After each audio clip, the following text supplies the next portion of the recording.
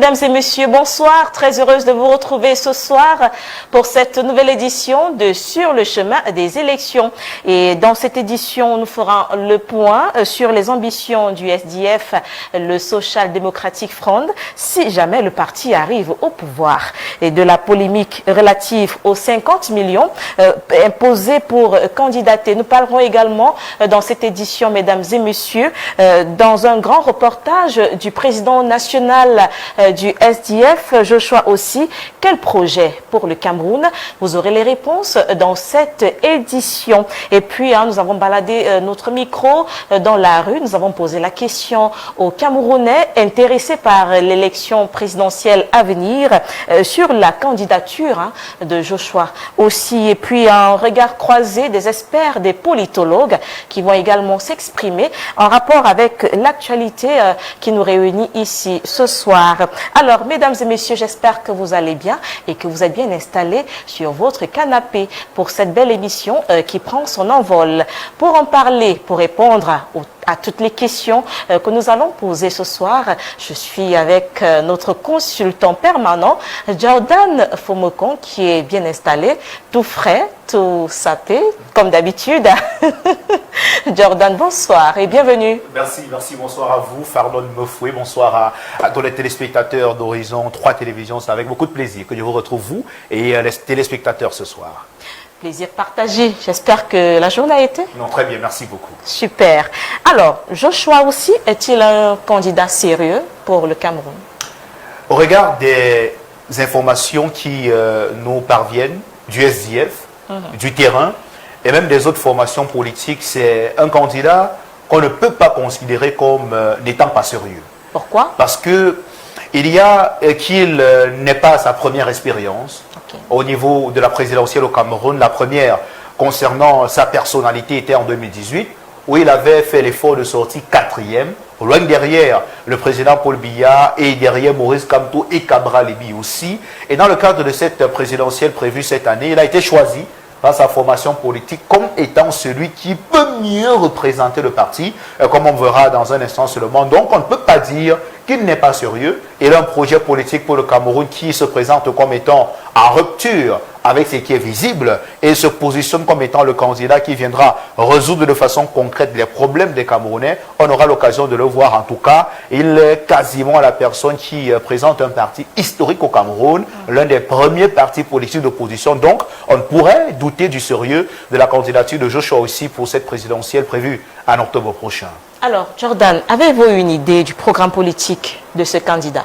En quelques mots, oui, on a quand même appris qu'il compte supprimer le probatoire au cas où il arrive au pouvoir. Vous êtes sans ignorer que le probatoire, c'est un examen qui n'existe quasiment qu'au Cameroun. Il est présenté comme étant un tamis pour les élèves avant l'entrée en terminale. Il veut mettre fin à tout ça. Et il dit également qu'il a la possibilité de résoudre la crise anglophone en quelques mois seulement à travers le dialogue et qu'il souhaite plus inclusif au cas où il arrive au pouvoir. Et c'est un élément assez important lorsqu'on sait qu'ils sont un peu plus de 7000 Camerounais qui ont perdu la vie depuis 2016 avec le début de cette crise qui secoue les régions du nord-ouest et du sud-ouest. Ils sont très nombreux, des milliers et des milliers de Camerounais déplacés. Lorsque vous circulez dans les grandes villes du Cameroun, dans les quartiers comme Biémassi, dans le 6e arrondissement de la ville de Yaoundé, vous avez l'impression d'être à Bamenda ou à Boya. La langue parlée et même les personnes qui y sont l'illustration de ce que le problème, en tout cas avec cette crise, a entraîné des conséquences énormes sur la vie des Camerounais. Joshua aussi dit avoir les clés pour résoudre le problème.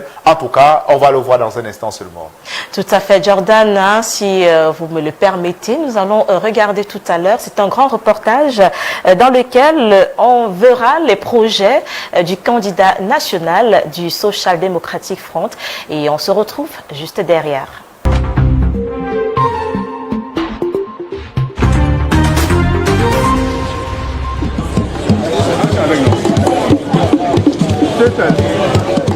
Ce 1er mars 2025, le palais des sports de Yaoundé est habillé aux couleurs blanches et vertes, symbole du SDF, le Social Democratic Front. Le parti de la balance vient de désigner par acclamation Joshua aussi comme candidat à la prochaine élection présidentielle. Le choix s'est opéré sans surprise devant une foule en joie à l'occasion de ce congrès extraordinaire aux allures de meeting politique. Et bien l'égalité des chances. Dès le premier jour, nous allons supprimer le probatoire à l'examen. Dès le premier jour, nous allons supprimer les contrôles routiers fixes qui ne vous servent à rien. Dès le premier jour, nous allons réguler la relation bailleur-locataire, supprimer les loyers d'avance qui nous permettent de faire nos commerces. Dès le premier jour, nous allons imposer une stricte imposition du bilinguisme.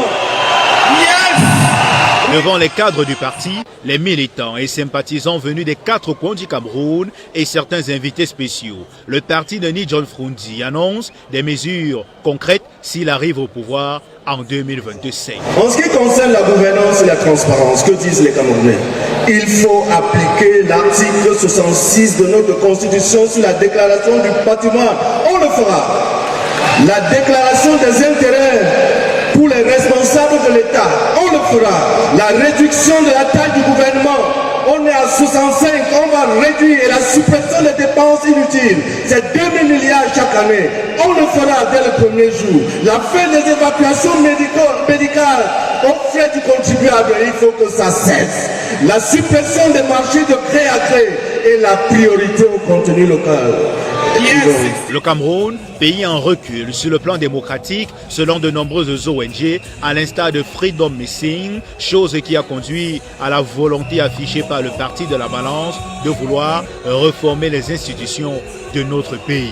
Il faut, c'est le temps de la consultation, c'est le temps de la concertation, c'est le temps du dialogue pour redonner au Cameroun une nouvelle institution, une nouvelle nature de l'État, une nouvelle forme de l'État. Et pour ça, le SDF s'engage à organiser une conférence constitutionnelle pour redéfinir la nature de l'État et établir un nouveau contrat social. Oui, un nouveau contrat social pour les Camerounais, pour le vivre ensemble dont nous parlons tous les jours. Il faut des consultations et des concertations avec toutes les parties prenantes, et ce de façon inclusive. Nous nous engageons à la fin de ces concertations à organiser un référendum. Le référendum permettra de choisir, on le souhaite pour ce qui concerne le SDF, que ce soit le fédéralisme. Mise en œuvre des nouvelles institutions une fois adoptées. Nous adoptons les institutions au soir du référendum. Le SDF s'engage à les mettre en œuvre immédiatement. 3 years. Ici, au Palais Polyvalent des Sports, dans le 2e arrondissement de la ville de Yaoundé, c'est en présence de nombreux invités, des hommes politiques et autres, que le SDF semble déjà lancer sa campagne électorale. Je me tiens devant vous comme votre serviteur, votre voix, votre combattant pour le changement, avec humilité et une profonde gratitude. J'accepte l'honneur d'être candidat du Social Democratic Front à l'élection présidentielle de 2025. Le Cameroun, considéré comme l'un des pays les plus corrompus au monde, est classé 140e sur 180 par la Banque mondiale en ce qui concerne l'indice de perception de la corruption.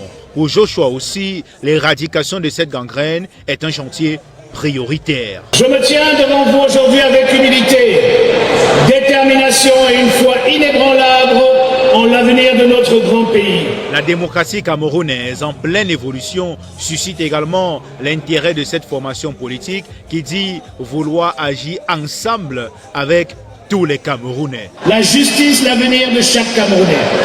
Aux jeunes, c'est votre combat, votre moment. Aux femmes, vous êtes le cœur de cette nation et nous vous élèverons. À la diaspora, comment le Cameroun a besoin de vous. Revenez et reconstruisons ce pays ensemble. À chaque Camerounais, votre voix compte, votre vote compte et votre avenir compte. Ensemble, nous nous levons, ensemble, nous gagnons, ensemble, nous sauverons notre avenir et ensemble, nous transformerons le Cameroun à jamais. Yes, we will seize our nation back through this election. Après ce congrès extraordinaire, très suivi, le désormais candidat déclaré du parti, créé le 26 mai 1990, parle de son programme proposé aux Camerounais à cette élection. Il est intitulé « Sauver le Cameroun ». Il est très simple, il est basé sur les attentes du peuple camerounais. Pour y parvenir, nous avons consulté, nous avons rencontré des experts, nous avons conduit 2 sondages d'opinion sur toute l'étendue du territoire avec des professionnels. Nous avons nous-mêmes revisité nos positions historiques. Nous avons, j'ai fait une tournée nationale où j'ai rencontré pratiquement tous les corps de métier existants au Cameroun et aussi toutes les couches sociales que vous pouvez imaginer. Et c'était la première fois partout où je passais, c'était la première fois, il me disait, c'est la première fois qu'un homme politique ne vient pas vous dire ce qu'il faut faire, mais plutôt vient vous demander qu'est-ce qu'il faut faire pour vous. Et c'est la base de ce travail qui a pris beaucoup plus de temps qu'on le pensait parce que c'était des milliers et de milliers de pages d'informations. Depuis 2016, la crise qui secoue les régions du nord-ouest et du sud-ouest a déjà fait plus de 7000 morts, entraînant des centaines de milliers de déplacés à l'extérieur et dans le pays. Le Social Democratic Front a déjà son équation en tête pour résoudre le problème tel que présenté. Temps de ramener la paix dans le nord-ouest et le sud-ouest en 100 jours. Nous ne prétendons pas que nous réglons la crise parce qu'elle est institutionnelle, elle est politique. Mais au moins, nous pouvons arriver à régler le problème de la violence dans le nord-ouest et du sud-ouest en 100 jours. Ça, nous pouvons le faire. Et j'aimerais vous dire ici, il n'y a aucun parti politique qui connaît le nord-ouest et le sud-ouest mieux que nous. Et donc, nous disons que nous allons le faire. Nous avons discuté nous avons dialogué. Vous savez, quand vous voulez arriver à la paix, vous êtes obligé de parler même avec vos ennemis. Vous ne pouvez pas arriver à la paix en parlant uniquement avec vos amis. Et nous sommes prêts à le faire. Parce que nous avons compris que la réponse militaire, ça fait 8 ans qu'elle dure. Elle n'apporte pas de solution. Entre-temps, le pays est en train de crouler. Et pour sauver ce pays, nous sommes prêts à aller un pas plus loin pour pouvoir régler le problème de la violence. Maintenant, pour régler le reste des problèmes institutionnels qui ont créé cette crise et qui d'ailleurs créent des vives tensions partout, vous le voyez dans le Grand Nord, etc. Nous disons que nous avons besoin de 3 ans pour passer par une conférence constitutionnelle et arriver jusqu'à un référendum que nous voulons dans 3 ans. Et ce référendum, nous espérons que dans les 3 années de préparation et avec la façon inclusive que nous voulons que ce référendum soit, nous aurons des fortes chances que le oui l'emporte pour qu'on ait une nouvelle constitution qui donne véritablement le pouvoir au peuple. Une situation de crise qui a significativement impacté les derniers résultats de ce parti politique, car ces régions anglophones sont considérées comme étant le bastion du SDF qui, au fil du temps, dégringole sur le plan de la représentativité au sein des institutions, le Parlement et les mairies. À la dernière présidentielle, le candidat Joshua aussi obtenait la 4e place avec un suffrage de 3,35%, très loin derrière le vainqueur Paul Biya qui obtenait alors en 2018 le score de 71,28% et le SDF veut tout faire pour renverser la vapeur en cette année 2025 où la présidentielle est prévue au mois d'octobre prochain.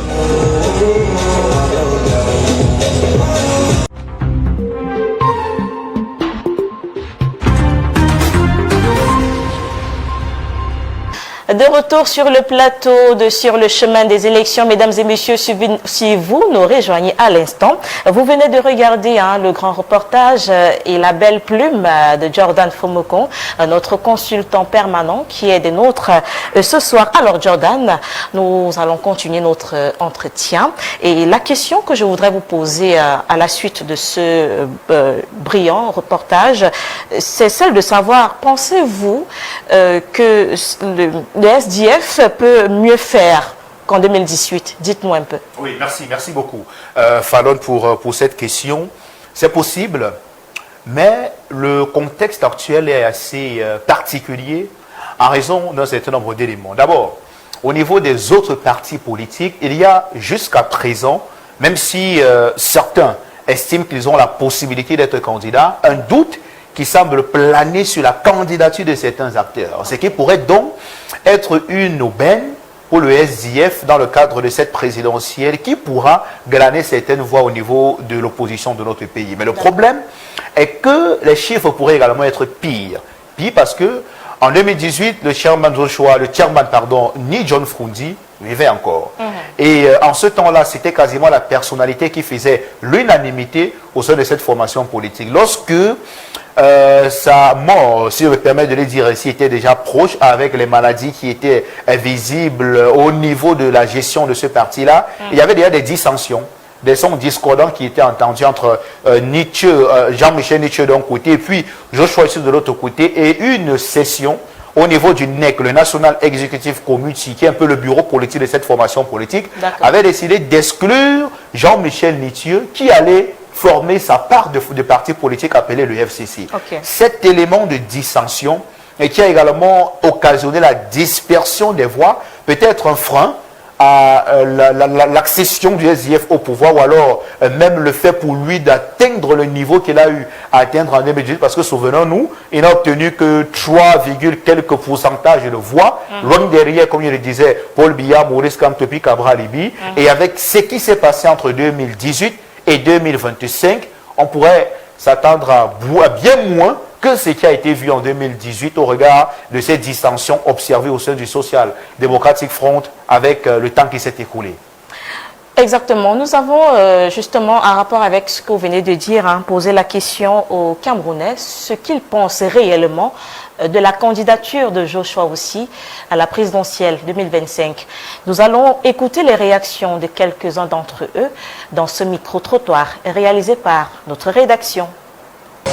La candidature du président Joshua aussi, moi je trouve ça immature.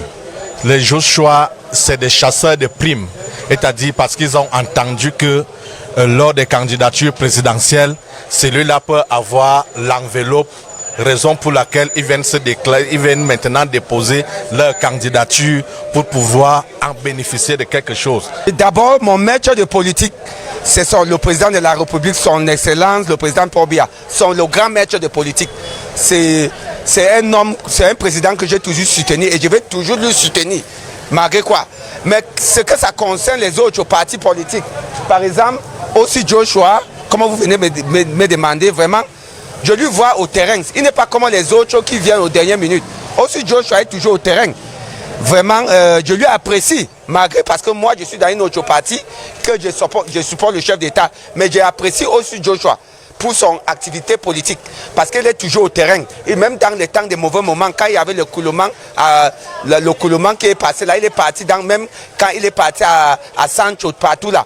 Donc je lui apprécie déjà, parce que quand il est souvent au terrain, il n'est pas comme les apprentis sorciers, les politiciens qu'on les voit seulement pendant les moments électoraux qui viennent. Ils savent déjà qu'il y a 2 ans, 1 an arrive, il apparaît. Vraiment, je lui apprécie déjà pour son courage. Et vraiment, je suis un démocrate et moi, je supporte le chef d'État, le président Paul Biya. Mais j'apprécie Joshua. De retour sur le plateau de Sur le chemin des élections, nous avons regardé les réactions des Camerounais sur la question de savoir que pense-t-il de la candidature de Joshua aussi. Alors, notre très cher consultant permanent, quelle réaction pouvez-vous avoir face à ces réactions? Oui, les Camerounais, légitimement, se sont exprimés, et c'est l'un des éléments assez importants qui entre dans la compréhension de la liberté d'expression, qui est un critère de la démocratie tel que présenté par les concepteurs de cet élément-là, de ce slogan-là. Donc, on a écouté les Camerounais qui, d'un côté, estiment qu'il peut s'agir d'une candidature sérieuse, de l'autre côté qui estime que voilà, la candidature ne serait pas aussi sérieuse que ça au regard de ce que j'évoquais précédemment par rapport aux dissensions qui avaient déjà été observées au sein de cette formation politique. Mais l'autre élément assez important, c'est celui qui consiste à dire, au-delà des déclarations des Camerounais, qu'ils doivent être ceux qui ont la lucidité nécessaire pour faire le bon choix le moment venu. Et on peut ne pas insister sur la nécessité pour les uns et les autres de s'inscrire sur les listes électorales, d'aller voter et de contrôler le vote. C'est très bien de donner son point de vue sur un candidat ou sur un autre candidat, mais c'est également très intéressant pour les Camerounais justement de participer à cette élection telle que nous le souhaitons dans le cadre de cette émission que nous faisons. Il faudrait bien qu'au-delà des commentaires sur les candidatures, etc., qu'ils aient la possibilité, le moment venu, d'apporter leur contribution à l'amélioration qu'ils souhaitent de leurs propres conditions de vie. Et cela passe par la participation au vote et ce sera en octobre prochain qu'ils auront effectivement la possibilité de donner leur point de vue sur la manière avec laquelle les autorités actuelles gèrent notre pays.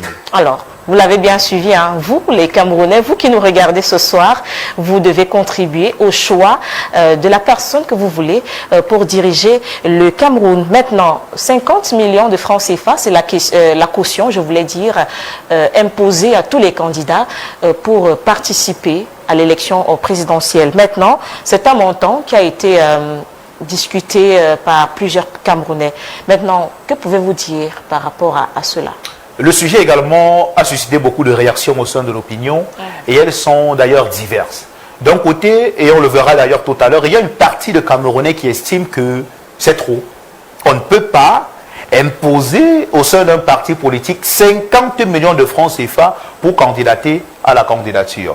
De l'autre côté, il y a certains Camerounais qui estiment qu'on ne peut non plus vouloir être candidat à une candidature, c'est-à-dire potentiellement diriger le Cameroun plus tard, et ne pas avoir 50 millions.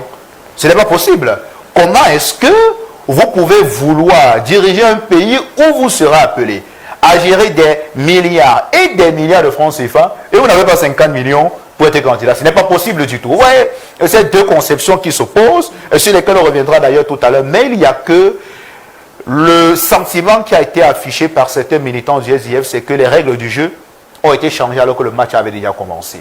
Même s'il est vrai que la caution de 50 millions a été fixée par les instances dirigeantes de cette formation politique, l'impression dégagée était que c'est une caution qui a été taillée à la mesure d'une seule personne qui est Joshua Osina Bangui, qui a d'ailleurs été élu par acclamation parce qu'il n'était que le seul candidat. Mais en tout cas, les débats sont là, la question elle est posée, est-ce qu'on peut aspirer à la présidence du Cameroun en n'ayant même pas 50 millions dans un compte bancaire, mais devrait-on imposer une caution alors que dans le temps, c'est pas ce qui était visible? Voilà, en tout cas, les interrogations formulées par certains Camerounais au sujet de cette caution de 50 millions de francs CFA imposée à la candidature du candidat au niveau du SDF. Où va cet argent, Jordan? Dans les caisses du parti.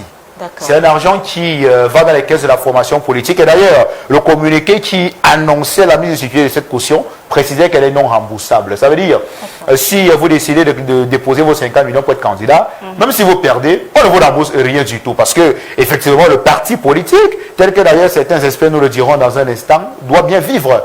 Lorsque vous organisez un congrès comme celui qui a été organisé le 1er mars dernier au niveau du Palais pour les Valents des Sports, il faut louer la salle, il faut payer les différents responsables qui ont participé aux travaux, et il faut payer le logement de certaines personnes qui ont fait le déplacement des villages ou des autres villes pour Yaoundé, et il faut payer même la nutrition de ces quelques personnes. La question, au-delà des cotisations qui sont faites régulièrement par certains membres du parti, il faut bien qu'il y ait des ressources, et cette caution fait justement partie des moyens pour la formation politique, tels que définis par les statuts, d'avoir les ressources financières pour mener à bien les missions qui sont les leurs. D'accord. Jordan Fomokong, notre consultant, l'a si bien dit. Maintenant, nous allons écouter les réactions de quelques politologues qui vont s'exprimer sur la question des 50 millions imposés à toutes les personnes qui voudraient candidater pour la présidentielle d'octobre prochain. Regardons cet élément et on se retrouve juste derrière. Vous comprenez bien que 50 millions, ce n'est pas quelque chose d'aisé. C'est une somme qui est assez colossale. Et c'est une somme que tout individu lambda ne peut pas mobiliser. Il faut des individus d'un certain standing. Et quand vous essayez un peu d'avoir un regard panoramique sur le SDF, on se rend compte que dans ce parti politique, les individus qui peuvent mobiliser une telle somme ne sont pas assez nombreux. Quand même, ils ne sont pas assez nombreux, ils sont très très restreints. Très très restreints.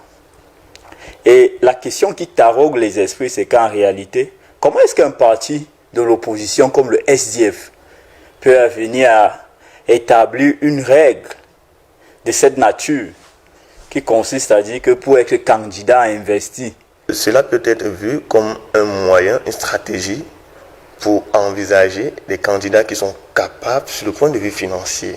Et là, on fait une différence entre ceux qui vivent de la politique et ceux qui vivent pour la politique. Vous voyez ?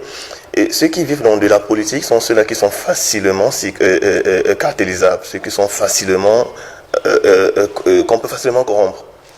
Et donc, avec ces 50 millions de francs CFA, on veut donc sonder la capacité financière des partis qui sont au-dessus des candidats sont au-dessus du SDF. Et donc, voilà une première lecture que nous pouvons en faire. Donc, sonder la capacité financière des potentiels candidats, ceux qui vont vivre bien évidemment pour la politique, en attendant pas des gains ou des perdiens qui pourraient les mettre à la solde du parti au pouvoir. Deuxièmement, ça peut être considéré comme une stratégie pour remplir les caisses du parti, parce que les élections présidentielles approchent, et donc le SDF étant un parti politique qui a besoin des ressources financières surtout pour mener à bien la campagne, va donc développer des mécanismes et des stratagèmes de toutes les façons, on dit tous les moyens sont bons, pour avoir ces ressources financières. 50 millions de francs. Là, c'est quand même assez. Vous pouvez comprendre un peu pourquoi ça fait jaser au niveau de l'opinion. Donc nous pensons qu'en réalité, c'est une stratégie qui consiste tout simplement à limiter ou alors à mettre hors d'état de nuire certains challengers du candidat Joshua Oshie. Vous connaissez tout ce qui s'est passé au niveau de la succession SDF. C'est-à-dire quelques jours avant le décès du chairman, ce qu'il a pris comme résolution. On a bien vu que le SDF a mis hors d'état de nuire un certain nombre d'individus qui pouvaient remettre en mal le leadership de Joshua Oshie dans ce parti. Donc une loi comme celle-là, c'est une loi qui visait tout simplement à réduire ou encore à limiter le nombre de challengers pour le candidat Joshua Oshie et à le consolider comme le candidat naturel. On peut parler comme le parti d'en face. Donc c'est un peu ce que nous... On sait, on a vu au Congrès, il était le seul candidat. Il a gagné à l'unanimité. Mais on revient sur l'hypothèse que les autres avaient participé, avaient payé. Et c'était précisé dans le communiqué non remboursable. Ça devait aider la caisse du SDF à être bien charnue et attendre les élections présidentielles prochaines pour une campagne électorale assurée. Alors, Jordan, consultant permanent de ce programme sur le chemin des élections, pensez-vous que les Camerounais ne seront plus sceptiques face à cette situation? Nous parlons déjà de la caution imposée par les candidats à la présidentielle. Oui, il faut dire que vous avez écouté les avis mitigés, divergents de ces experts dont nous avons décidé de croiser les regards dans le cadre de l'élément qui a été diffusé. Vous avez donc constaté que, d'un côté, comme je le précisais de façon non exhaustive tout à l'heure, il y a une partie de l'opinion, d'ailleurs acquiescée par ces spécialistes-là, qui estiment qu'on ne peut pas vouloir aspirer à diriger un État sans avoir certaines ressources. De l'autre côté, il y a qu'il s'agit quand même d'un parti politique qui ne peut obéir aux lois fixées par la République tout entière. Je m'explique. Il y a eu une autre polémique qui est née sur le montant de cette caution qui est au-dessus de celui pour être candidat à la présidentielle. Vous savez, pour être candidat à la présidentielle, au-delà des autres critères, il faut réunir la somme de 30 millions de francs CFA. Certains Camerounais ont dit, mais on dit, comment est-ce que, au niveau même macro, c'est-à-dire au niveau national, on préconise la mise sur pied d'une caution de 30 millions de francs CFA, mais à votre niveau micro, au sein du parti politique, vous estimez déjà qu'il faudrait 50 millions de francs CFA pour être candidat à la candidature. Cela peut poser un problème. Mais de l'autre côté, il y a, comme je le rappelais tout à l'heure, qu'on ne peut pas, et modestement il faut également le préciser, vouloir diriger un pays et ne pas avoir certaines ressources nécessaires. On se souvient encore, en 2018, de certains candidats qui n'avaient pas pu collecter la somme de 30 millions de francs CFA pour être candidat à la présidentielle. La question centrale, comment allez-vous donc gérer un État comme le Cameroun avec autant de ressources financières si vous n'avez même pas la possibilité à votre niveau d'avoir une enveloppe de 30 millions? Ce n'est pas possible du tout. Et donc le SDF se présente donc comme un exemple. Et d'ailleurs, Joshua Oshie Nabangui, qui a donné un point de presse, juste à l'issue de cet événement, le congrès extraordinaire, a décidé d'apporter quelques clarifications au sujet de cette caution qui a été fixée par le parti. Je crois qu'on va l'écouter dans un instant seulement, afin qu'il explique un certain nombre d'éléments, et puis on reviendra peut-être, c'est pas moi qui modère, mais vous concluez l'émission dans le cadre de ce rendez-vous. Les conditions qui ont été données par le comité exécutif national ne sont pas différentes des conditions qu'on a données depuis 1992. Il n'y a rien qui a changé. Les gens font beaucoup de bruit sur des choses qui sont tout simplement normales. On a toujours demandé une caution. Cette fois-ci, le parti aspire à devenir, quand on était dans notre siège à Bamenda, dans notre chef-lieu, pardon, c'est-à-dire dans notre QG à Bamenda, on n'avait pas besoin de louer une seule. On n'avait pas besoin, on avait la capacité de loger un congrès extraordinaire, c'est 1600 délégués, quelque chose comme ça. On avait la capacité de les loger, on avait la capacité de les nourrir, on avait toutes ces choses-là que nous n'avons plus ici. Et donc, il faut lever des fonds. Et il faut y arriver. Et quand on demande de donner une caution, Monsieur Itoté, j'espère que vous serez mon candidat aux prochaines élections.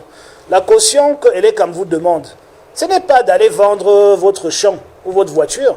C'est que si vous devez donner 1 million pour être député, vous devez avoir la capacité dans votre circonscription de prendre 1000 francs chez vos soutiens et faire 1 million. Et aller payer, c'est de ça qu'il s'agit. Par exemple, moi j'ai reçu beaucoup de soutien. Et c'est pour ça que je les ai remerciés, qui m'ont aidé à atteindre la caution qui a été réclamée.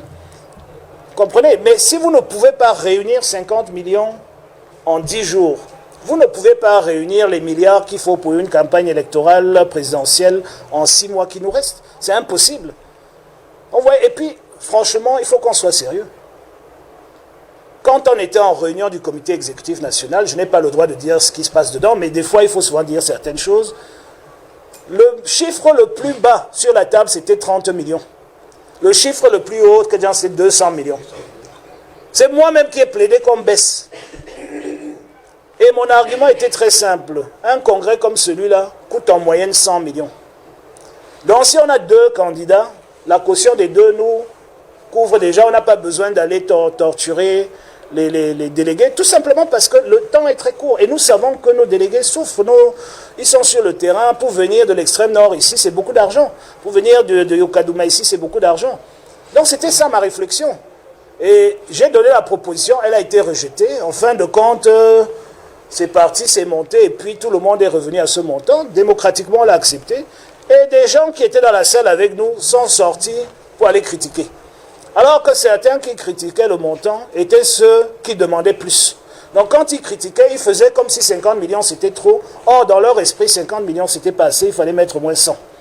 Comprenez? Donc la politique est compliquée, mais tout ce que nous faisons, nous essayons de le faire de façon inclusive, à discuter avec tous. Nos réunions mettent souvent des heures et des heures pour juste amener tout le monde à arriver à la même conclusion. Ça prend du temps, ça prend beaucoup de concessions. On l'a fait. Nous sommes à quelques mois de l'élection présidentielle 2025. Jordan Fomokan, est-ce que, bon, je ne sais pas, hein, est-ce que Joshua aussi a déposé sa caution? Oui, et caution au niveau du parti. Et donc, maintenant, il y aura des candidatures au niveau national. Il est l'un des principaux candidats déjà déclarés officiellement, parce que pour les autres, ce sont des déclarations qui ont été faites un peu officieusement. Mais je suis aussi, il est déjà sûr que voilà, la candidature au niveau de la loi sera respectée, etc. Alors, il sera très probablement candidat. Et puis, pour terminer, peut-être, c'est surtout la lucidité. Qui est celle que devraient avoir les Camerounais, sur laquelle nous insistons. Parce que il y a, par exemple, un parti politique, le SDF, créé le 26 mai 1990 dans le sang, il faut le rappeler, qui a fait ses classes.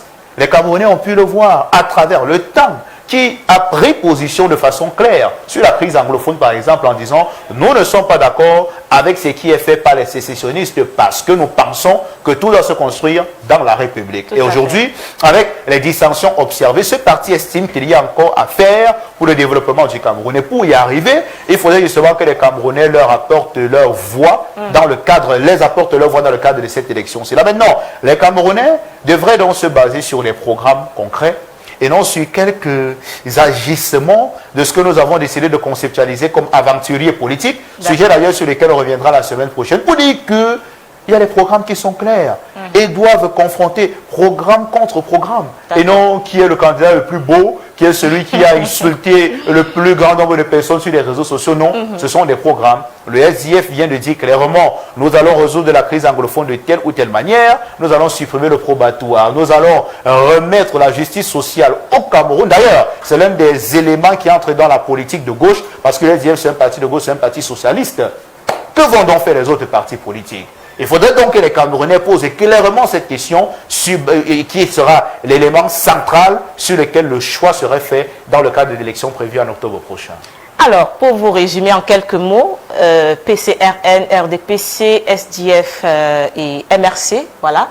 Vous êtes la personne mieux placée pour choisir qui va diriger le Cameroun à partir d'octobre 2025. Donc, je crois que c'est sur ces mots-là que nous allons mettre un terme à ce programme sur le chemin des élections.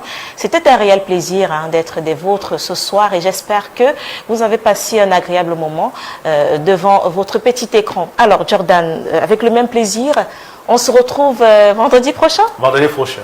D'accord. Excellente soirée à tous. Excellente suite des programmes sur Horizon 3 Télévision. Excellent week-end. Bonsoir.